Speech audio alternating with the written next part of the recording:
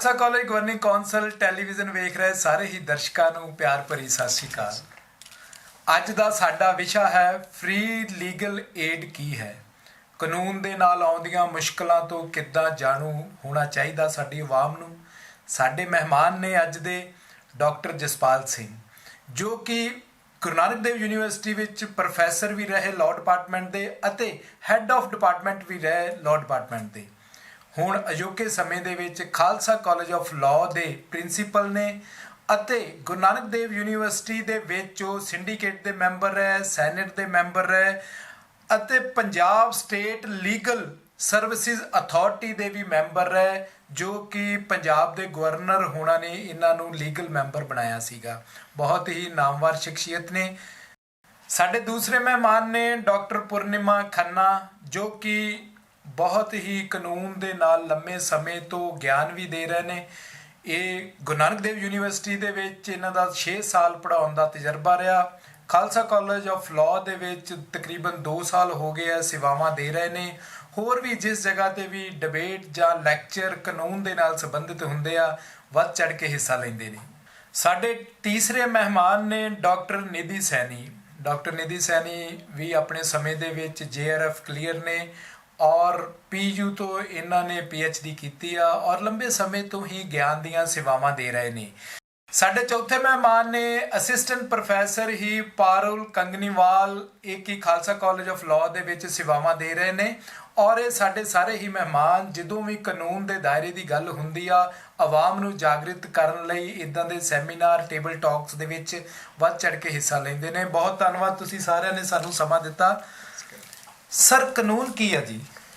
ਕਾਨੂੰਨ ਨੂੰ ਜੇ ਆਪਾਂ ਸਮਝਣ ਦੀ ਕੋਸ਼ਿਸ਼ ਕਰੀਏ ਇੱਕ ਆਮ ਲੈਂਗੁਏਜ ਦੇ ਵਿੱਚ, ਤਾਂ ਇਹਦਾ ਮਤਲਬ ਇਹ ਹੁੰਦਾ ਹੈ ਕਿ norms to regulate the behaviour of the human beings. So ਸਮਾਜ ਦੇ ਵਿੱਚ ਇੱਕ ਸਹੀ ਤਰੀਕੇ ਨਾਲ ਰਹਿਣ ਸਹਿਣ ਵਾਸਤੇ ਜਾਂ ਹਰ ਤਰੀਕੇ ਦੇ ਨਾਲ ਹੋਰ ਕਿਸੇ ਵੀ ਕੰਮ ਦੇ ਵਾਸਤੇ ਕਾਨੂੰਨ ਦੀ ਮਹੱਤਤਾ ਬਹੁਤ ਹੈ। ਔਰ ਕਾਨੂੰਨ ਦੇ ਮੁਤਾਬਕ ਅਗਰ ਅਸੀਂ ਸਾਰੇ ਕੰਮ ਕਰਾਂਗੇ ਤਾਂ ਸਾਡਾ ਸਮਾਜ ਇੱਕ ਸਹੀ ਤਰੀਕੇ ਨਾਲ ਸਹੀ ਜੀਵਨ ਜਿਹੜਾ ਹੈ ਉਹ ਜੀ ਸਕਦਾ ਹੈ। ਔਰ ਜੇ ਅਸੀਂ ਕਾਨੂੰਨ ਦੀਆਂ ਉਲੰਘਣਾ ਕਰਨੀਆਂ ਸ਼ੁਰੂ ਕਰ ਦੇਵਾਂਗੇ ਜਾਂ ਸਾਡੇ ਕੋਲ ਪ੍ਰੋਪਰ ਕਾਨੂੰਨ ਨਹੀਂ ਹੋਣਗੇ ਜਾਂ ਉਹਨਾਂ ਦੀ ਜਿਹੜੀ ਇੰਪਲੀਮੈਂਟੇਸ਼ਨ ਠੀਕ ਨਹੀਂ ਹੋਏਗੀ, ਤਾਂ ਉਹ ਸਾਡਾ ਸਮਾਜ ਜੋ ਹੈ ਉਹ ਸਹੀ ਤਰੀਕੇ ਦੇ ਨਾਲ ਸ਼ਾਂਤੀਪੂਰਵਕ ਤਰੀਕੇ ਦੇ ਨਾਲ ਜ਼ਿੰਦਗੀ ਵੀ ਚੱਲ ਨਹੀਂ, ਨਾ ਆਪਣੀ ਨਿੱਜੀ ਜ਼ਿੰਦਗੀ ਚੱਲ ਸਕਦੀ ਹੈ, ਨਾ ਦੂਸਰਿਆਂ ਦੀ ਚੱਲ ਸਕਦੀ ਹੈ। ਸੋ ਇਸ ਕਰਕੇ ਕਾਨੂੰਨ ਦੀ ਸਾਡੇ ਸਮਾਜ ਦੇ ਵਿੱਚ ਹਰ ਪੱਖ ਤੋਂ ਬਹੁਤ ਹੀ ਮਹੱਤਤਾ ਹੈ। ਈਵਨ ਆਪਾਂ ਗੱਲ ਕਰ ਲਈਏ, ਘਰਾਂ ਦੇ ਵਿੱਚ ਵੀ ਆਪਾਂ ਕੋਈ ਨਾ ਕੋਈ ਨੋਰਮਸ ਬਣਾਏ ਹੁੰਦੇ ਆ। ਆਪਾਂ ਰੋਡ 'ਤੇ ਜਾਂਦੇ ਆ, ਉੱਥੇ ਸਾਡੇ ਕੋਈ ਨਿਯਮ ਨੇ, ਜੇ ਆਪਾਂ ਨਿਯਮ ਦੇ ਨਾਲ ਨਹੀਂ ਚੱਲਾਂਗੇ ਤਾਂ ਸਾਡੇ ਐਕਸੀਡੈਂਟ ਹੋ ਜਾਣਗੇ, ਸਾਡਾ ਨੁਕਸਾਨ ਹੋ ਜਾਏਗਾ, ਆਪਣਾ ਹੋ ਸਕਦਾ, ਦੂਜੇ ਦਾ ਹੋ ਸਕਦਾ। ਸੋ ਹਰ ਜਗ੍ਹਾ 'ਤੇ ਹਰ ਸਟੈਪ ਦੇ ਉੱਤੇ ਸਾਨੂੰ ਕਾਨੂੰਨ ਜਿਹੜਾ ਹੈ ਉਹਦੀ ਪਾਲਣਾ ਕਰਨਾ, ਉਹਦਾ ਹੋਣਾ ਔਰ ਉਹਨਾਂ ਨੂੰ ਪ੍ਰੋਪਰ ਇੰਪਲੀਮੈਂਟੇਸ਼ਨ ਹੋਣਾ ਜਿਹੜਾ ਹੈ ਬਹੁਤ ਹੀ ਜ਼ਰੂਰੀ ਹੈ। ਸਰ, ਸਾਡੇ ਸੰਵਿਧਾਨ ਦੇ ਵਿੱਚ ਫ੍ਰੀ ਲੀਗਲ ਏਡ ਦਾ ਜ਼ਿਕਰ ਹੈ? ਹਾਂਜੀ, ਬਿਲਕੁਲ, ਬਹੁਤ ਅੱਛੀ ਤਰ੍ਹਾਂ ਜਿਹੜੀ ਵਿਵਸਥਾ ਕੀਤੀ ਗਈ ਹੈ। ਥੋੜ੍ਹਾ ਜਿਹਾ ਮੈਂ ਦੱਸਣਾ ਚਾਹਾਂਗਾ ਕਿ ਸਾਡਾ ਜੋ ਇੰਡੀਆ ਦੇ ਵਿੱਚ ਸਾਡਾ ਲੀਗਲ ਸਿਸਟਮ ਹੈ, ਸਾਡਾ ਸਭ ਤੋਂ ਜਿਹੜਾ ਪ੍ਰਮੁੱਖ ਲਾਅ ਹੈ, ਜਿਹਨੂੰ ਅਸੀਂ ਟੈਕਨੀਕਲ ਲੈਂਗੁਏਜ ਦੇ ਵਿੱਚ ਅਸੀਂ ਗ੍ਰਾਂਡ ਨੋਰਮ ਕਹਿੰਦੇ ਹਾਂ, ਉਹ ਸਾਡਾ ਸੰਵਿਧਾਨ ਹੈ, ਕੌਂਸਟੀਟਿਊਸ਼ਨ ਆਫ ਇੰਡੀਆ ਹੈ, ਜੋ 26 ਜਨਵਰੀ 1950 ਨੂੰ ਜਿਹੜਾ ਸੀ ਲਾਗੂ ਕੀਤਾ ਗਿਆ। ਉਸ ਤੋਂ ਪਹਿਲਾਂ ਸਾਡਾ ਜੋ ਸੀ ਉਹ ਬ੍ਰਿਟਿਸ਼ ਗਵਰਨਮੈਂਟ ਸੀ, ਉਹ ਚੱਲਦੇ ਸੀਗੇ। ਲੇਕਿਨ ਉਸ ਤੋਂ ਬਾਅਦ ਸਾਨੂੰ ਜਿਹੜਾ ਹੈ ਅਸੀਂ ਆਪਣਾ ਸੰਵਿਧਾਨ ਬਣਾ ਕੇ ਉਹਦੇ ਮੁਤਾਬਕ ਜਿਹੜਾ ਹੈ ਕੰਮ ਕਰਨਾ ਸ਼ੁਰੂ ਕੀਤਾ। ਔਰ ਇਸ ਦੇ ਵਿੱਚ ਜਿਹੜਾ ਸਾਡਾ ਇੱਕ ਇੰਟਰੋਡਕਟਰੀ ਪਾਰਟ ਹੈ ਉਹ ਸਾਡਾ ਪ੍ਰੀਐਂਬਲ ਹੈ।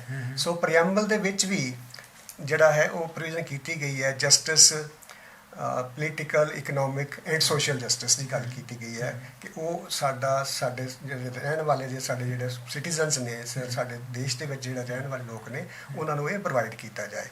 ਇਸ ਤੋਂ ਬਾਅਦ ਕੌਂਸਟੀਟਿਊਸ਼ਨ ਤੋਂ ਬਾਅਦ ਸਾਡਾ ਜਿਹੜੇ ਫੰਡਾਮੈਂਟਲ ਰਾਈਟਸ ਨੇ, ਜੋ ਆਰਟੀਕਲ 12 ਤੋਂ ਲੈ ਕੇ 35 ਤੱਕ ਚੱਲਦੇ, ਉਹਦੇ ਵਿੱਚ ਆਰਟੀਕਲ 14 ਰਾਈਟ ਟੂ ਇਕੁਐਲਿਟੀ ਦੀ ਗੱਲ ਕਰਦਾ।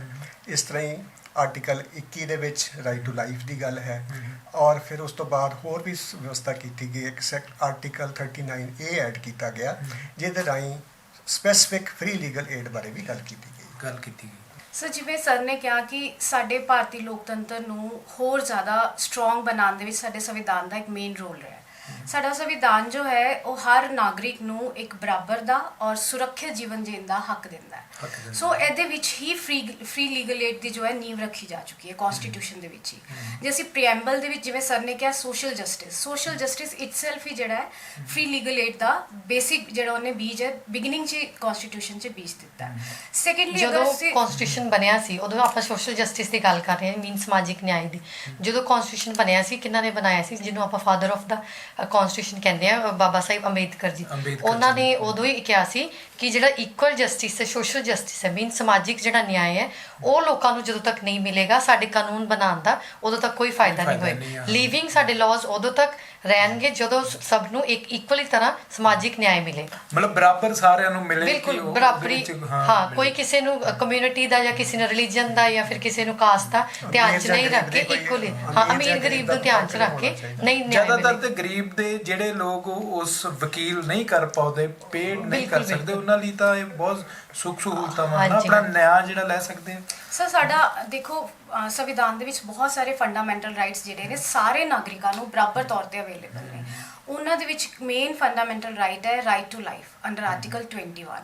ਸੁਪਰੀਮ ਕੋਰਟ ਨੇ 1987 ਦੇ ਵਿੱਚ ਹੀ ਮਤਲਬ ਇੰਨੇ ਸਾਲ ਪਹਿਲੇ ਹੀ ਕਲੀਅਰ ਕਰ ਦਿੱਤਾ ਸੀ ਕਿ ਅਗਰ ਇੱਕ ਅਕਿਊਜ਼ਡ ਵੀ ਹੈ ਕ੍ਰਿਮੀਨਲ ਕੇਸ ਦੇ ਵਿੱਚ, ਜਿਹਦੇ ਉੱਪਰ ਕ੍ਰਿਮੀਨਲ ਕੇਸ ਚੱਲ ਰਿਹਾ ਹੈ, ਉਹਦਾ ਵੀ ਹੱਕ ਹੈ ਕਿ ਉਹਨੂੰ ਕੋਰਟ ਦੇ ਵਿੱਚ ਆਪਣੇ ਆਪ ਨੂੰ ਪ੍ਰੋਪਰਲੀ ਲੀਗਲੀ ਰਿਪਰੈਜ਼ੈਂਟ ਕਰਨ ਦਾ ਮੌਕਾ ਮਿਲੇ। ਮਤਲਬ ਇੱਕ ਵਕੀਲ ਉਹਦਾ ਪੱਖ ਜੋ ਹੈ ਪੂਰੀ ਤਰ੍ਹਾਂ ਅਦਾਲਤ ਦੇ ਸਾਹਮਣੇ ਰੱਖੇ। ਔਰ ਅਗਰ ਐਸਾ ਨਹੀਂ ਹੁੰਦਾ ਔਰ ਅਗਰ ਲੇਟਰ ਉਹਨਾਂ ਨੂੰ ਸਜ਼ਾ ਹੋ ਜਾਂਦੀ ਹੈ ਤੇ ਉਹਦੇ fundamental right to life the violation ਹੈ। ਐਸੇ ਕੇਸ ਦੇ ਵਿੱਚ ਸੁਪਰੀਮ ਕੋਰਟ ਨੇ ਕਹਿਤਾ ਸੀ ਕਿ right to free legal aid ਜੋ ਹੈ ਸਾਡੇ ਫੰਡਾਮੈਂਟਲ ਰਾਈਟ, ਜੋ ਕਿ ਸਾਡਾ ਮੌਲਿਕ ਅਧਿਕਾਰ ਹੈ ਰਾਈਟ ਟੂ ਲਾਈਫ ਦਾ, ਜੀਵਨ ਦਾ, ਉਹਦਾ ਇੱਕ ਮੇਨ ਹਿੱਸਾ ਹੈ। ਇਸ ਲਈ ਇਹਦੀ ਇੰਪੋਰਟੈਂਸ ਸਾਨੂੰ ਪਤਾ ਲੱਗਦੀ ਹੈ ਕਿ ਜੋ ਜਿੰਨਾ ਸਾਡਾ ਜੀਣ ਦਾ ਅਧਿਕਾਰ ਹੈ ਉਨਾ ਹੀ ਸਾਡਾ ਅਧਿਕਾਰ ਜੋ ਹੈ ਫ੍ਰੀ ਲੀਗਲ ਏਡ ਦਾ, ਜਿੱਦਾਂ ਮੈਮ ਕਹਿ ਰਹੇ ਸਾਡਾ ਅਧਿਕਾਰ ਆ ਫ੍ਰੀ ਲੀਗਲ ਏਡ ਦਾ। ਜਿੱਦਾਂ ਸਾਡਾ ਪੰਜਾਬ ਦੀ ਗੱਲ ਕਰ ਲਈਏ, ਪੰਜਾਬ ਦੇ ਵਿੱਚ ਰੂਰਲ ਏਰੀਆ ਜ਼ਿਆਦਾਤਰ ਆ ਅਰਬਨ ਦੇ ਨਾਲੋਂ, ਪਰ ਲੋਕਾਂ ਨੂੰ ਫ੍ਰੀ ਲੀਗਲ ਏਡ ਦਾ ਪਤਾ ਹੀ ਨਹੀਂ ਹੈ ਕਿ ਸਰਕਾਰਾਂ ਵੀ ਸਾਨੂੰ ਸੁੱਖ ਸਹੂਲਤਾਂ ਦੇ ਰਹੀਆਂ, ਅਸੀਂ ਆਪਣੇ ਹੱਕ ਲੈ ਸਕਦੇ ਹਾਂ। ਇਲਿਟਰੇਸੀ ਹੈ ਨਾ, ਬਿਕਾਜ਼ 70% ਦੇ ਆਪਣੀ ਇਲਿਟਰੇਸੀ ਕਰਨਾ ਚਾਹਾਂਗੀ ਕਿ 1987 ਦੇ ਵਿੱਚ ਹੀ ਕੇਂਦਰ ਸਰਕਾਰ ਨੇ ਇਸ ਸਾਡੇ ਮੌਲਿਕ ਅਧਿਕਾਰ ਨੂੰ ਕਾਨੂੰਨੀ ਰੂਪ ਦੇਣ ਵਾਸਤੇ national legal service authorities act ਬਣਾਇਆ ਹੈ। ਇਹ ਅਥਾਰਟੀਜ਼ ਐਕਟ ਦੇ ਵਿੱਚ 4 ਲੈਵਲ ਤੇ ਲੀਗਲ ਸਰਵਿਸ ਅਥਾਰਟੀਜ਼ ਕੰਮ ਕਰ ਰਹੀਆਂ ਹਨ। ਜਿਹੜੀ ਪਹਿਲੀ ਅਥਾਰਟੀ ਹੈ ਉਹ ਨੈਸ਼ਨਲ ਲੈਵਲ ਤੇ ਕੰਮ ਕਰ ਰਹੀ ਹੈ, ਉਸ ਦੇ ਹੇਠ ਸਾਰੇ ਸੂਬਿਆਂ ਦੇ ਵਿੱਚ ਸਟੇਟ ਲੀਗਲ ਸਰਵਿਸ ਅਥਾਰਟੀ ਹੈ ਬਣਾਈ ਗਈ ਹਨ ਅਤੇ ਉਸ ਦੇ ਹੇਠ ਆਉਂਦੇ ਸਾਰੇ ਡਿਸਟ੍ਰਿਕਟਸ ਦੇ ਵਿੱਚ ਡਿਸਟ੍ਰਿਕਟ ਲੀਗਲ ਸਰਵਿਸ ਅਥਾਰਟੀਜ਼ ਕੰਮ ਕਰ ਰਹੀਆਂ ਹਨ, ਜੋ ਕਿ ਉਹਦੇ ਅੰਦਰ ਆਉਂਦੀਆਂ ਤਹਿਸੀਲ ਦੇ ਵਿੱਚ ਵੀ ਡਿਸਟ੍ਰਿਕਟ ਲੀਗਲ ਸਰਵਿਸ ਅਥਾਰਟੀਜ਼ ਕੰਮ ਕਰ ਰਹੀਆਂ ਹਨ। ਜੇ ਅਸੀਂ ਸਟੇਟ ਲੈਵਲ ਦੀ ਗੱਲ ਕਰਦੇ ਤੇ ਸਾਡੇ ਪੰਜਾਬ 'ਚ ਜਿਵੇਂ ਲੀਗਲ ਸਰਵਿਸ ਅਥਾਰਟੀ ਐਕਟ ਆਇਆ ਸੀ, ਇਹ ਆਇਆ ਸੀ 1987 ਦਾ, ਪਰ ਲਾਗੂ ਕਦੋਂ ਆਇਆ ਸੀ 1995 ਦੇ ਵਿੱਚ। ਇਹ ਜਦੋਂ ਪੰਜਾਬ 'ਚ ਆਇਆ ਸੀ ਇਹ ਆਇਆ ਸੀ 4 ਅਕਤੂਬਰ 1996 ਦੇ ਵਿੱਚ ਲਾਗੂ ਹੋਇਆ। ਮੀਨਸ ਉਸ ਜਦੋਂ ਸੈਂਟਰ ਲੈਵਲ ਤੇ ਹੋਇਆ ਉਸ ਤੋਂ ਬਾਅਦ ਥੋੜੀ ਪਰ ਗ੍ਰਾਸ ਰੂਟ ਤੱਕ ਅਜੇ ਵੀ ਨਹੀਂ ਪਹੁੰਚਿਆ ਨਾ।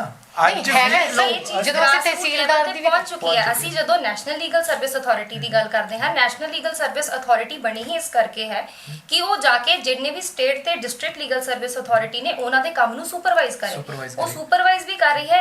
ਇਸ ਤੋਂ ਇਲਾਵਾ ਉਹ ਫ੍ਰੀ ਲੀਗਲ ਏਡ ਕੈਂਪ ਅਤੇ ਲੀਗਲ ਅਵੇਅਰਨੈਸ ਕੈਂਪ ਵੀ ਲਗਵਾਉਂਦੀ ਹੈ, ਜੋ ਕਿ ਜਿਹੜੇ ਸਾਡੇ ਨਾਰਮਲ ਇਨਸਾਨ ਨੇ, ਅਲੋਕ ਨੇ, ਗਰੀਬ ਲੋਕ ਨੇ, ਲੋੜਵੰਦ ਲੋਕ ਨੇ, ਅਗਰ ਉਹਨਾਂ ਨੂੰ ਆਪਣੇ ਹੱਕਾਂ ਦੇ ਬਾਰੇ ਹੀ ਨਹੀਂ ਪਤਾ ਹੈ ਤੇ ਇਹਨਾਂ ਨੂੰ ਐਕਟ ਨੂੰ ਬਣਾਉਣ ਦਾ ਕੋਈ ਫਾਇਦਾ ਨਹੀਂ ਹੈ।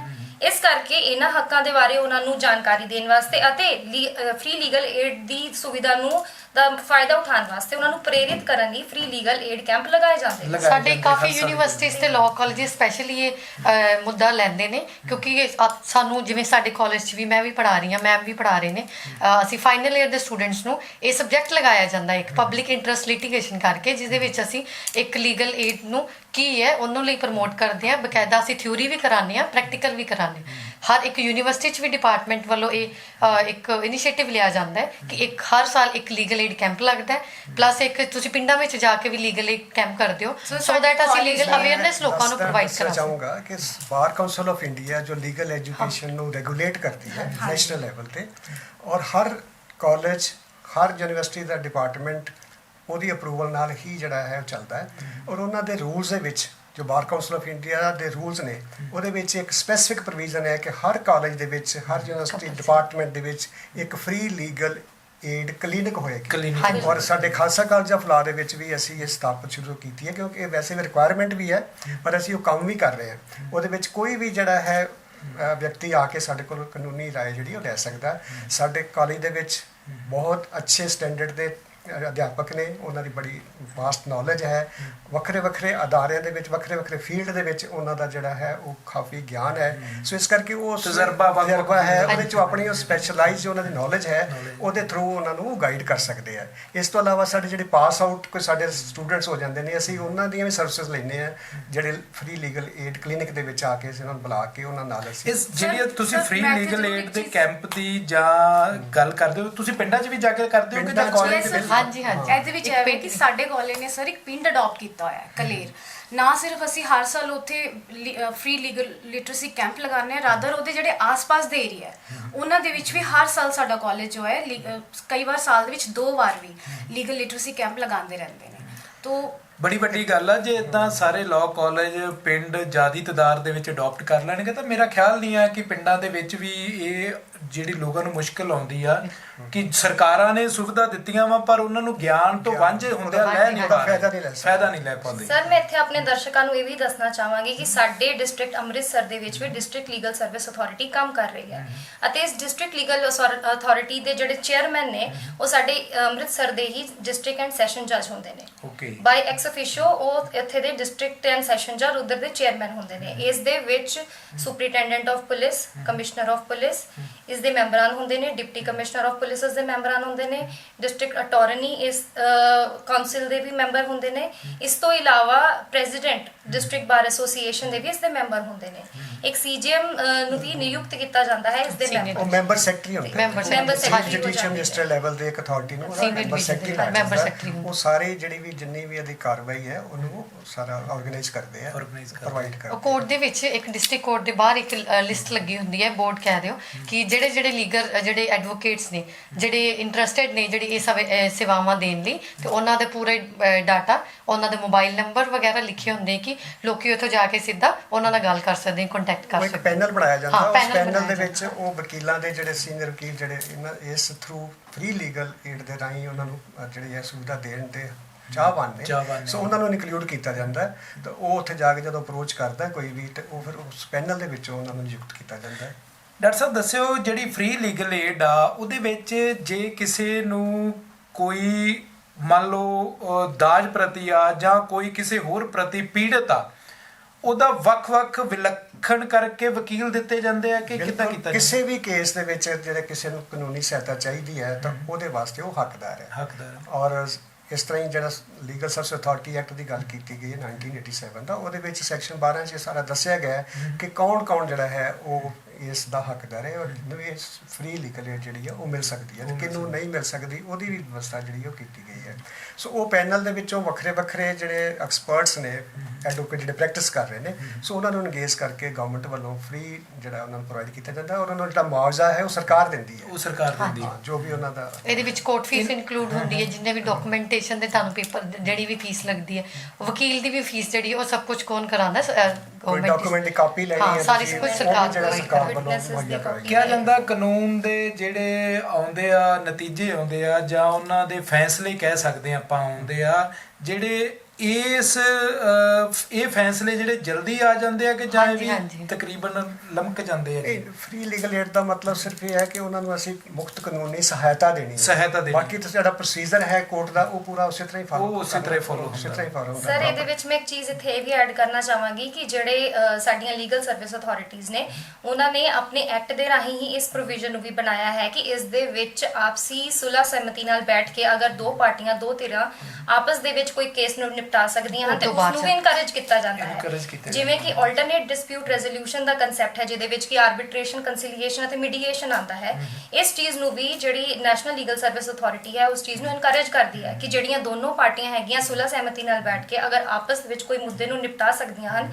ਇਸ ਦੇ ਨਾਲ ਕੀ ਹੁੰਦਾ ਕਿ ਜਿਹੜੇ ਕੋਰਟ ਦੇ ਵਿੱਚ ਅੱਜਕੱਲ ਜਿਹੜੇ ਕੇਸ ਹੈਗੇ ਆ ਉਹ ਡਿਲੇ ਹੋ ਰਹੇ ਨੇ, ਉਹ ਡਿਲੇ ਨੂੰ ਰੋਕਿਆ ਜਾ ਸਕਦਾ ਹੈ। ਸਪੀਡੀ ਜਸਟਿਸ ਦਾ ਜਿਹੜਾ ਕਨਸੈਪਟ ਹੈ ਉਹ ਇਸ ਦੇ ਵਿੱਚ ਆਉਂਦਾ ਹੈ। ਨਾਲ ਦੀ ਨਾਲ ਮੈਂ ਇਹ ਵੀ ਦੱਸਣਾ ਚਾਹਾਂਗੀ ਕਿ ਜਿਹੜੀ ਨੈਸ਼ਨਲ ਲੀਗਲ ਸਰਵਿਸ ਅਥਾਰਟੀ ਹੈ ਅਤੇ ਸਟੇਟ ਦੇ ਲੈਵਲ ਤੇ ਵੀ ਲੋਕ ਅਦਾਲਤਾਂ ਕੰਡਕਟ ਕਰਾਈਆਂ ਜਾਂਦੀਆਂ ਹਨ। ਲੋਕ ਅਦਾਲਤਾਂ ਦਾ ਕਨਸੈਪਟ ਹੁਣ ਇਹ ਹੈ ਕਿ ਲੋਕ ਅਦਾਲਤ ਇੱਕ ਇਹੋ ਜਿਹਾ ਮੈਕੈਨਿਜ਼ਮ ਹੈ ਜਿਹਦੇ ਵਿੱਚ ਕਿ ਕੰਸੀਲੀਏਸ਼ਨ ਅਤੇ ਮੀਡੀਏਸ਼ਨ ਰਾਹੀਂ ਲੋਕ ਅਦਾਲਤ ਦੇ ਵਿੱਚ ਜਿਹੜੇ ਕੇਸਾਂ ਦੀ ਹੈਗੀ ਹੈ ਸੁਣਵਾਈ ਹੁੰਦੀ ਹੈ, ਸੁਣਵਾਈ ਅਤੇ ਸੈਟਲਮੈਂਟ ਕੀਤੀ ਜਾਂਦੀ ਹੈ। ਸੈਟਲਮੈਂਟ ਪਹਿਲਾਂ ਹੁੰਦੀ ਆ, ਫਿਰ ਉਹ ਲੋਕ ਅਦਾਲਤ 'ਚ ਜਾਂਦੇ ਆ ਜੀ। ਤੇ ਉੱਥੇ ਲੋਕ ਅਦਾਲਤ ਦੇ ਵਿੱਚ ਬੈਠ ਕੇ ਹੀ ਸਾਰਾ ਉਹ ਕੀਤਾ ਜਾਂਦਾ ਹਾਂਜੀ, ਸੁਣਿਆ discussion ਜਾਂਦਾ। ਹੁੰਦੀ ਲੋਕ ਹੈ। ਅਦਾਲਤ ਉਸ ਤੋਂ ਦੇ ਬਾਅਦ ਵਿੱਚ ਪਰ ਲਗਭਗ ਜੇ ਉਹਨਾਂ ਦੀ ਸਹਿਮਤੀ ਹੋਵੇ ਜਾਂ ਕੋਰਟ ਵੱਲੋਂ ਉਹਨਾਂ ਨੂੰ ਕਈ ਵਾਰੀ ਕੋਰਟ ਵੀ ਡਾਇਰੈਕਟ ਕਰ ਦਿੰਦੀ ਹੈ ਕਿ ਇਹ ਕੇਸ ਜਿਹੜਾ ਅਸੀਂ ਲੋਕ ਅਦਾਲਤ ਨੂੰ ਰੈਫਰ ਕਰ ਰਹੇ ਹਾਂ। ਔਰ ਇਹੋ ਜਿਹੀ ਲੋਕ ਅਦਾਲਤ ਜਿਹੜੇ ਫੈਸਲੇ ਹੁੰਦੇ ਨੇ ਉਹਦਾ ਇੱਕ ਹੋਰ ਵੀ ਜਿਹੜਾ ਹੈ ਉਹ ਫਾਇਦਾ ਇਹ ਹੈ ਕਿ ਉਸ ਦੇ ਵਿੱਚ ਪ੍ਰੋਵੀਜ਼ਨ ਇਹ ਕੀਤੀ ਗਈ ਹੈ ਕਿ ਉਹਦੀ ਕੋਈ ਅਪੀਲ ਨਹੀਂ ਹੋਏਗੀ। ਉਹ ਕੇਸ ਜਿਹੜਾ ਅੱਗੇ ਲੰਬਾ ਚੱਲਦਾ ਸੀ ਲੋਅਰ ਕੋਰਟ ਤੋਂ ਹਾਇਰ ਕੋਰਟ, ਫਿਰ ਡਿਵੀਜ਼ਨ ਬੈਂਚ, ਸਿੰਗਲ ਬੈਂਚ ਤੋਂ, ਤਾਂ ਉਹ ਸਾਰਾ ਸਮਾਂ ਜਿਹੜਾ ਉਹ ਬਚਤ ਹੋ ਜਾਂਦੀ ਹੈ। ਉਹ ਕੇਸ ਜਿਹੜਾ ਰਜਾਮੰਦੀ ਨਾਲ ਉਸ ਲੋਕ ਅਦਾਲਤ ਲੈਵਲ ਤੇ ਹੀ ਖਤਮ ਹੋ ਜਾਂਦਾ ਹੈ, ਕਿਉਂਕਿ ਉਸ ਤੋਂ ਬਾਅਦ ਉਹਦੀ ਕੋਈ ਅਪੀਲ ਨਹੀਂ ਹੋਣੀ, ਫਿਰ ਇਸ ਵਾਰ ਅੱਗੇ ਕੋਈ ਲਿਟੀਗੇਸ਼ਨ ਨਹੀਂ, ਨਾ ਕੋਈ ਖਰਚਾ, ਨਾ ਕੋਈ ਹੋਰ। ਤੁਸੀਂ ਇੱਥੇ ਗੱਲ ਕੀਤੀ ਸੀ ਹੁਣੇ ਕਿ ਇੱਥੇ ਜਿਹੜੇ ਵੀ ਜਿਹਨੂੰ ਅਸੀਂ ਕਹਿੰਦੇ ਡੋਮੈਸਟਿਕ ਵਾਇਲੈਂਸ ਦੀ ਲਾਅ ਦੀ ਲੈਂਗੁਏਜ, ਘਰੇਲੂ ਹਿੰਸਾ ਦੀ ਗੱਲ ਕੀਤੀ। ਇਹ ਜਿਹੜੇ ਲੀਗਲ ਏਡ ਵਗੈਰਾ ਇਹਦੇ 'ਚ ਸਭ ਕੁਝ ਇਨਕਲੂਡ ਹੁੰਦਾ ਹੈ। ਕੋਈ ਵੀ ਫੈਮਿਲੀ ਡਿਸਪਿਊਟ ਹੈ ਤੁਹਾਡਾ, ਜਿਵੇਂ ਕੋਈ ਵਿਆਹ ਦਾ ਸੰਬੰਧੀ ਕੋਈ ਡਿਸਪਿਊਟਸ ਨੇ ਜਾਂ ਫਿਰ ਪ੍ਰੋਪਰਟੀ ਨੂੰ ਲੈ ਕੇ ਜਾਂ ਬੱਚੇ ਦੀ ਕਸਟਡੀ ਨੂੰ ਲੈ ਕੇ, ਇਦਾਂ ਦੇ ਸਾਰੇ ਕੇਸ ਜਿਹੜੇ ਹੈ ਇਹਦੇ ਵਿੱਚ ਸੁਣੇ ਜਾਂਦੇ ਨੇ। ਤੇ ਜਿਹੜੇ ਸਪੈਸ਼ਲੀ ਅਸੀਂ ਲੋਕ ਅਦਾਲਤਾਂ ਦੀ ਗੱਲ ਕਰ ਰਹੇ ਹਾਂ, ਕੰਸੀਲੀਏਸ਼ਨ ਮੀਡੀਏਸ਼ਨ ਦੀ, ਇਹਦੇ ਵਿੱਚ ਵੀ ਇਹੀ ਹੈ ਕਿਉਂਕਿ ਇਹਨਾਂ ਦਾ ਬੇਸਿਕ ਪਰਪਸ ਇਹੀ ਹੁੰਦਾ ਸਪੀਡੀ ਜਸਟਿਸ। ਤੇ ਇਹ ਜਿਹੜੇ ਸਿਰੇ ਸਾਡੇ ਘਰ ਦੇ ਮਾਮਲਿਆਂ ਨੂੰ ਲੈ ਕੇ ਜਾਂ ਬੱਚੇ ਦੀ ਕਸਟਡੀ ਜਾਂ ਫੈਮਿਲੀ ਦੇ ਘਰੇਲੂ ਹਿੰਸਾ ਨੂੰ ਲੈ ਕੇ ਕੋਰਟ ਦਾ ਮੇਨ ਜਿਹੜਾ ਮੁੱਦਾ ਹੁੰਦਾ ਇਹੀ ਹੁੰਦਾ ਕਿ ਇਹਨੂੰ ਜਲਦੀ ਤੋਂ ਜਲਦੀ ਨਿਪਟਾਇਆ ਜਾਵੇ, ਸੋ ਦੈਟ ਲੋਕਾਂ ਨੂੰ ਜਿਹੜਾ ਇੱਕ ਜਲਦੀ ਨਿਆਂ ਪ੍ਰੋਵਾਈਡ ਕੇ ਇਹ ਸਾਰੇ ਮੁੱਦੇ ਜਿਹੜੇ ਇਹਦੇ ਵਿੱਚ ਇਨਕਲੂਡ ਕੀਤੇ ਜਾਂਦੇ ਨੇ। ਪਿੰਡਾਂ ਦੇ ਵਿੱਚ ਇੱਕ ਮਨ ਦੇ ਵਿੱਚ ਡਰ ਬੈਠਾ ਵਾ ਕਿ ਜਦੋਂ ਕੋਈ ਕਿਸੇ ਮੁੱਦੇ ਦੇ ਵਿੱਚ ਘਿਰ ਜਾਂਦਾ ਵਾ ਜਾਂ ਪੀੜਤ ਹੋ ਜਾਂਦਾ ਵਾ ਤੇ ਇੱਕ ਵਕੀਲ ਦੀ ਬਹੁਤ ਜ਼ਿਆਦਾ ਫੀਸ ਆ। ਬਹੁਤ ਤਦਾਦ ਇਦਾਂ ਦੀ ਆ ਕਿ ਜਿਹੜੀ ਅਦਾਲਤ ਦਾ ਦਰਵਾਜ਼ਾ ਨਹੀਂ ਖੜਖੜਾਉਂਦੀ ਇਸੇ ਡਰ ਕਰਕੇ। ਔਰ ਮੈਂ ਦਰਸ਼ਕਾਂ ਨੂੰ ਦੱਸਣਾ ਚਾਹੁੰਦਾ ਵਾਂ ਕਿ ਜਿਹੜੀ ਫ੍ਰੀ ਲੀਗਲ ਏਡ ਆ ਉਹ ਗਵਰਨਮੈਂਟ ਨੇ, ਜਿੱਦਾਂ ਡਾਕਟਰ ਸਾਹਿਬ ਨੇ ਦੱਸਿਆ, ਕਿ ਬੜੇ ਲੰਮੇ ਸਮੇਂ ਤੋਂ ਸ਼ੁਰੂ ਕੀਤੀ ਆ। ਔਰ ਇੱਕ ਵਾਰੀ ਫੇਰ ਵਿਸਥਾਰ ਨਾਲ ਦੱਸ ਦਿਓ ਕਿ ਜੇ ਉਹਨਾਂ ਨੇ ਅਪਰੋਚ ਕਰਨੀ ਹੋਵੇ ਤਾਂ ਡਿਸਟ੍ਰਿਕਟ ਕੋਰਟ ਨੂੰ ਅਪਰੋਚ ਕਰਨਾ ਪੈਂਦਾ ਵਾ। ਜਿਹੜੀ ਅਥਾਰਟੀ ਦੇ ਲੈਵਲ ਤੇ ਦੇਖੋ, ਹੁਣੇ ਜਿਵੇਂ ਦੱਸਿਆ ਸੀ ਮੈਡਮ ਨੇ ਕਿ 4 ਤਰ੍ਹਾਂ ਦੀ authorities, national legal service authority ਹੈ, ਸਟੇਟ ਲੀਗਲ ਸਰਵਿਸ ਅਥਾਰਟੀ ਹੈ, ਇੱਕ ਡਿਸਟ੍ਰਿਕਟ ਲੀਗਲ ਸਰਵਿਸ ਅਥਾਰਟੀ ਹੈ, ਚੌਥੀ ਜਿਹੜੀ ਹੈ ਸਾਡੀ ਤਹਿਸੀਲ ਹੈ। ਤਾਂ ਹਰ ਜਗ੍ਹਾ ਤੇ ਉਹ ਅਥਾਰਟੀਜ਼ ਬਣੀਆਂ ਨੇ, ਕਮੇਟੀਆਂ ਬਣੀਆਂ, ਜਿਵੇਂ ਡਿਸਟ੍ਰਿਕਟ ਲੈਵਲ ਤੇ ਸੈਸ਼ਨ ਜੱਜ ਸਾਡੇ ਜਿਹੜੇ ਉਹ ਚੇਅਰਮੈਨ ਹੁੰਦੇ ਨੇ, ਇਸ ਤਰ੍ਹਾਂ ਸੀਜੀਐਮ ਲੈਵਲ ਦਾ ਅਥਾਰਟੀ ਉਹ ਸੈਕਟਰੀ ਨੇ। ਸੋ ਉਹਨਾਂ ਦੇ ਆਫਿਸ ਜਾ ਕੇ ਉਹਨਾਂ ਨੂੰ ਇਹਨਾਂ ਦੇ ਸਰ 2 ਪ੍ਰੋਸੀਜਰ ਹੁੰਦੇ ਨੇ, ਇੱਕ ਤੇ ਆਫਲਾਈਨ ਜਿਹਨੂੰ ਅਸੀਂ ਕਹਿੰਦੇ ਆ ਤੇ ਆਨਲਾਈਨ ਹੁੰਦਾ। ਆਫਲਾਈਨ ਤੇ ਇਹੀ ਹੈ ਕਿ ਡਾਇਰੈਕਟਲੀ ਲੋਕੀ ਕੋਰਟ 'ਚ ਜਾਣਗੇ, ਡਾਇਰੈਕਟਲੀ ਕੋਰਟ 'ਚ ਹਾਂ, ਜਿਹੜੇ ਤੇ ਪੜ੍ਹੇ ਲਿਖੇ ਨੇ ਉਹ ਐਪਲੀਕੇਸ਼ਨ ਲਿਖ ਕੇ ਦੇ ਸਕਦੇ ਨੇ, ਜਾਂ ਉੱਥੇ ਇੱਕ ਫਾਰਮ ਮਿਲਦਾ ਹੈ, ਆਪਣਾ ਨਾਮ ਦੱਸੋਗੇ, ਕੀ ਡਿਸਪਿਊਟ ਹੈ ਤੁਹਾਡਾ, ਕੀ ਇੰਪਲੋਇਮੈਂਟ ਹੈ, ਇਹ ਸਭ ਕੁਝ ਤੁਸੀਂ ਦੱਸ ਕੇ ਉਹ ਫਾਰਮ ਭਰ ਕੇ ਆਓਗੇ। ਅਗਰ ਤੁਸੀਂ ਜਾਂ ਤੇ ਫਿਰ ਸਿੰਪਲ ਇੱਕ ਤੁਸੀਂ ਲੈਟਰ ਦੀ ਫੀਸ ਵਗੈਰਾ ਨਹੀਂ ਸਰ, ਕੋਈ ਫੀਸ ਨਹੀਂ ਹੁੰਦੀ। ਤੇ ਇੱਕ ਜਾਂ ਫਿਰ ਤੁਸੀਂ ਕੋਈ ਇੱਕ ਲੈਟਰ ਕਰੋ, ਕੋਈ ਚਿੱਠੀ ਸਿੰਪਲ ਲੈ ਕੇ ਜਾ ਰਹੇ ਹੋ, ਉਹ ਵੀ ਤੁਸੀਂ ਉੱਥੇ ਜਮ੍ਹਾਂ ਕਰਾ ਸਕਦੇ ਹੋ। ਤੁਸੀਂ ਨਹੀਂ ਜਾਣਾ ਕੋਰਟ 'ਚ, ਤੁਸੀਂ ਘਰੋਂ ਬੈਠੇ ਵੀ ਚਿੱਠੀ ਪੋਸਟ ਕਰ ਸਕਦੇ ਹੋ। ਜਾਂ ਫਿਰ ਇਹ ਕੀ ਹੈ ਕਿ ਤੁਸੀਂ ਆਫਲਾਈਨ ਦੇ ਰਹੇ ਹੋ, ਤਾਂ ਆਫਲਾਈਨ 'ਚ ਤੁਸੀਂ ਜਿਹੜਾ ਮੈਮ ਨੇ ਡਿਸਕਸ ਕੀਤਾ ਸੀ, ਨੈਸ਼ਨਲ ਲੀਗਲ ਸਰਵਿਸਿਜ਼ ਅਥਾਰਟੀ ਹੈ, ਉਹਨਾਂ ਦੀ ਵੈਬਸਾਈਟ ਤੇ ਜਾ ਕੇ ਅਸੀਂ ਆਨਲਾਈਨ ਜਾ ਕੇ ਇੱਕ ਸਿੱਧਾ ਡਾਇਰੈਕਟਲੀ ਮੇਲ ਪਾ ਸਕਦੇ ਹਾਂ। ਹਾਂਜੀ, ਤੇ ਉੱਥੋਂ ਵੀ ਡਾਇਰੈਕਟ ਐਕਸ਼ਨ ਲਿੱਤਾ ਜਾਂਦਾ ਹੈ। ਮਤਲਬ 2 ਤਰ੍ਹਾਂ ਦੇ ਰਸਤੇ ਨੇ। ਤੁਸੀਂ ਆਪਣੀ ਐਪਲੀਕੇਸ਼ਨ ਜਾਂ ਐਫੀਡੇਵਿਟ ਦੇਣਾ, ਜਿਹਦੇ ਵਿੱਚ ਤੁਸੀਂ ਦੱਸਣਾ ਕਿ ਅਸੀਂ ਇਸ ਸੁਵਿਧਾ ਦਾ ਜਿਹੜਾ ਲਾਭ ਲੈਣਾ ਚਾਹੁੰਦੇ ਹਾਂ, ਬਿਕਾਜ਼ ਸਾਨੂੰ ਅਸੀਂ ਇਸ ਕੈਟੇਗਰੀ ਦੇ ਵਿੱਚ ਆਉਂਦੇ ਹਾਂ। ਬਿਕਾਜ਼ ਕੈਟੇਗਰੀ ਦੇ ਵਿੱਚ ਜਿਹੜੇ ਲੋਕੀ ਆਈਡੀ ਕਾਰਡ ਨਾਲ ਨੇ, ਉਹ ਜਿੱਦਾਂ ਕੋਈ ਔਰਤ ਨੇ, ਕੋਈ ਬੱਚੇ ਨੇ, ਜਾਂ ਫਿਰ ਕੋਈ ਗਰੀਬ ਲੋਕ ਨੇ ਜਿਨ੍ਹਾਂ ਦੀ ਇੱਕ ਇਨਕਮ ਲੈਵਲ ਹੈਗੀ ਹੈ, ਸੈਟ ਇਨਕਮ ਲੈਵਲ ਹੈ, ਉਸ ਤੋਂ ਘੱਟ ਆ ਰਹੇ ਨੇ, ਜਾਂ ਕੋਈ ਕਿਸੇ ਆਪਦਾ ਦੇ ਸ਼ਿਕਾਰ ਨੇ, ਜਿਵੇਂ ਕਿ ਕੋਈ ਸੋਕੇ ਦੇ ਸ਼ਿਕਾਰ ਨੇ, ਕੋਈ ਫਲੱਡ ਆ ਗਿਆ ਉਸ ਦੇ ਸ਼ਿਕਾਰ ਨੇ, ਕੋਈ ਰਾਈਟ ਵਿਕਟਮਸ ਨੇ, ਉਹਨਾਂ ਲਈ ਇਹ ਸੁਵਿਧਾ ਜਿਹੜੀ ਬਣੀ ਹੈ ਸਪੈਸ਼ਲੀ ਇਹ ਸੈਕਸ਼ਨ 12 ਦੇ ਵਿੱਚ ਸਾਰੀ ਲਿਸਟ ਦਿੱਤੀ। ਔਰ ਸਾਡੇ ਪੰਜਾਬ ਜਿਹੜੇ ਦੇ ਮਾਨਸਿਕ ਵਿੱਚ ਤੌਰ ਤੇ ਐਨੂਅਲ ਇਨਕਮ ਦੀ ਲਿਮਿਟ ਹੈ ਉਹ 3 ਲੱਖ ਰੁਪਏ। ਸੋ ਜਿਨ੍ਹਾਂ ਦੀ ਐਨੂਅਲ ਇਨਕਮ 3 ਲੱਖ ਤੋਂ ਘੱਟ ਹੈ, ਉਹ ਸਾਰੇ ਲੋਕ ਹੱਕਦਾਰ ਨੇ ਕਿ ਉਹ ਅੱਛਾ, ਇਹ ਲਿਮਿਟ ਕੀਤੀ ਆ ਉਹਨਾਂ ਨੇ ਕਿ ਜਿਹੜੇ 3 ਲੱਖ ਤੋਂ ਥੱਲੇ ਆਉਂਦੇ ਆ ਉਹ ਲੈ ਸਕਦੇ ਆ। ਇਹਦੇ ਵਿੱਚ ਜਿਹੜਾ ਐਕਟ ਦੇ ਵਿੱਚ ਪ੍ਰੋਵੀਜ਼ਨ ਇਹ ਕੀਤੀ ਗਈ ਹੈ ਕਿ ਜਿਹੜੀਆਂ ਵੀ ਜਿਹੜੀ ਲਿਮਿਟ ਹੈ ਉਹ ਸਟੇਟ ਗਵਰਨਮੈਂਟ ਜਿਹੜੀ ਆ ਫਿਕਸ ਕਰੇਗੀ। ਤੋਂ ਪਹਿਲਾਂ ਇਹ ਘੱਟ ਸੀਗੀ, ਲੇਕਿਨ ਜਿਉਂ ਸਾਡੀ ਮਹਿੰਗਾਈ ਦਾ ਰੇਟ ਵੱਧਦਾ ਜਾ ਰਿਹਾ, ਉਹਦੇ ਹਿਸਾਬ ਨਾਲ ਗਵਰਨਮੈਂਟ ਜਿਹੜੀ ਹੈ ਚੇਂਜ ਕਰਦੀ ਰਹਿੰਦੀ ਹੈ। ਕਿੰਨੇ ਸਾਲਾਂ ਬਾਅਦ ਚੇਂਜ ਕਰਦੇ ਆ ਕਿ ਜਾਂ ਕੋਈ ਇਹਦਾ ਟਾਈਮ ਪੀਰੀਅਡ ਨਹੀਂ ਹੈ? ਇਹ ਜਿਹੜੀ ਸਟੇਟ ਲੀਗਲ ਸਰਵਿਸ ਅਥਾਰਟੀ ਹੈ ਉਹ ਡਿਸਾਈਡ ਕਰਦੀ ਹੈ, ਉਹ ਦੇਖ ਕੇ ਕਿ ਹੁਣ ਕਿੰਨਾ ਕੁ ਹੋ ਜਾਣਾ ਚਾਹੀਦਾ। ਤੋਂ ਪਹਿਲਾਂ ਤੋਂ ਹੁਣ ਜਿਹੜਾ ਹੌਲੀ ਹੌਲੀ ਇਹਨੂੰ ਵਧਾ ਕੇ ਹੁਣ ਜਿਹੜਾ ਇਸ ਵੇਲੇ ਜਿਹੜੀ ਸਾਡੀ ਪੰਜਾਬ ਦੇ ਵਿੱਚ ਲਿਮਿਟ ਹੈ ਉਹ 3 ਲੱਖ ਰੁਪਏ। ਕੁਝ ਪਾਬੰਦੀਆਂ ਇਹ ਵੀ ਲਗਾਈਆਂ ਗਈਆਂ ਨੇ ਜਿੱਥੇ ਨਹੀਂ ਮਿਲਣੀ। ਕੋਈ ਸਟੇਟਾਂ ਐਸੀਆਂ ਵੀ ਨੇ ਜਿੱਥੇ ਹਾਲੇ 1 ਲੱਖ ਦੀ ਲਿਮਿਟ ਵੀ ਹੈ, 1.5 ਲੱਖ ਵੀ ਹੈ, ਪਰ ਪੰਜਾਬ ਦੇ ਵਿੱਚ 3 ਲੱਖ ਹੈ। ਹੋਰ ਕਾਫੀ ਹੋਰ ਸਟੇਟਾਂ ਦੇ ਵਿੱਚ ਵੀ 3 ਲੱਖ ਕਰ ਦਿੱਤੀ ਗਈ ਹੈ। ਇੱਕ ਦੱਸਿਓ ਕਿ ਫ੍ਰੀ ਲੀਗਲ ਏਡ ਦਾ ਕੌਣ ਫਾਇਦਾ ਲੈ ਸਕਦਾ ਵਾ ਤੇ ਕਿਹੜੇ ਲੋਕ ਨੇ ਜਿਹੜੇ ਫਾਇਦੇ ਤੋਂ ਵਾਂਝੇ ਰਹਿ ਜਾਂਦੇ ਨੇ?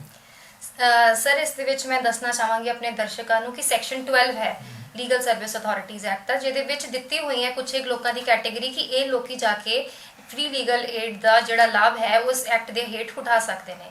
ਇਸ ਦੇ ਵਿੱਚ ਸਭ ਤੋਂ ਪਹਿਲਾਂ ਤਾਂ ਆਉਂਦੇ ਨੇ ਸਾਡੀਆਂ ਮਾਵਾਂ ਭੈਣਾਂ ਜਿਹੜੀਆਂ ਲੇਡੀਜ਼ ਨੇ, ਵੂਮਨ ਕੈਟੇਗਰੀ ਹੈਗੀ ਹੈ ਉਹ, ਤੇ ਅਤੇ ਬੱਚੇ ਜਿਹੜੇ ਕਿ 18 ਸਾਲ ਦੀ ਘੱਟ ਤੋਂ ਉਮਰ ਦੇ ਨੇ, ਉਹ ਇਸ ਚੀਜ਼ ਦਾ ਫਾਇਦਾ ਉਠਾ ਸਕਦੇ ਨੇ। ਨੈਕਸਟ ਆਉਂਦੇ ਨੇ SC ਅਤੇ ST, ਸ਼ਡਿਊਲ ਕਾਸਟ ਤੇ ਸ਼ਡਿਊਲ ਟ੍ਰਾਈਬ ਜਿਹੜੇ ਕੈਟੇਗਰੀ ਦੇ ਲੋਕ ਨੇ, ਉਹ ਵੀ ਇਸ ਚੀਜ਼ ਦਾ ਫਾਇਦਾ ਚੁੱਕ ਸਕਦੇ ਨੇ।